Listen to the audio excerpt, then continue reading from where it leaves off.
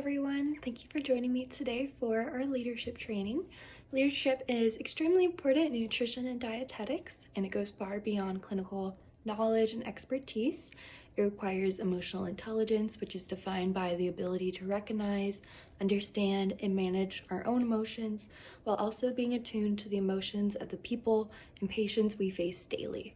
Today, I'll be walking through two real-world scenarios that many professionals in our nutrition field might face or have already related to, and I'll explore how emotional intelligence, specifically self-awareness, can be a powerful leadership tool to improve patient outcomes.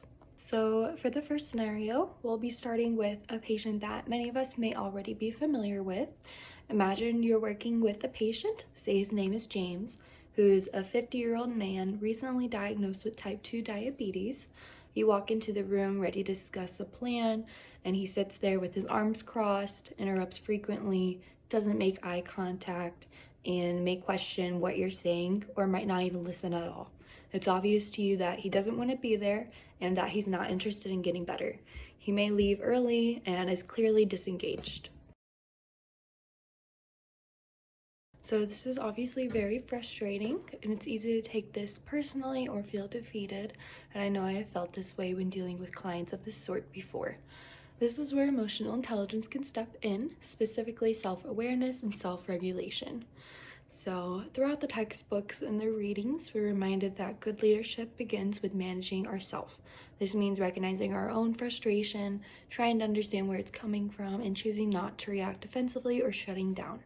Instead, you may say something like, "I get the sense that this is overwhelming or frustrating," and periodically checking how he feels throughout the conversation. By staying calm and curious, you're inviting honesty, which turns into trust from the client. Emotional intelligence tools like motivational interviewing, reflective listening, or even just a bit of journaling after a session could help professionals reflect on emotional triggers and adjust their approach accordingly. These practices lead to better engagement from the patients and, in the long term, better patient compliance and better outcomes. So for the second situation, we're going to be touching on cultural competence. So the patient's name is Sophia. She's a young Mexican woman, and she's here with her mother. Their first language is Spanish, and you have an interpreter, but the conversation feels slightly awkward and one-sided. You may not be sure how to advise dietary choices, and you may be just throwing out education rather than asking what they're comfortable with.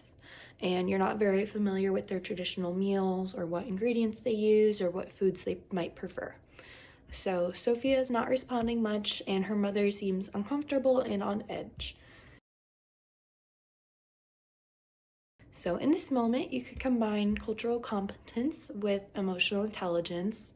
Using self-awareness, we can acknowledge our own discomfort and the cultural knowledge gap that you may have without shame and without feeling like you should know more than you actually do.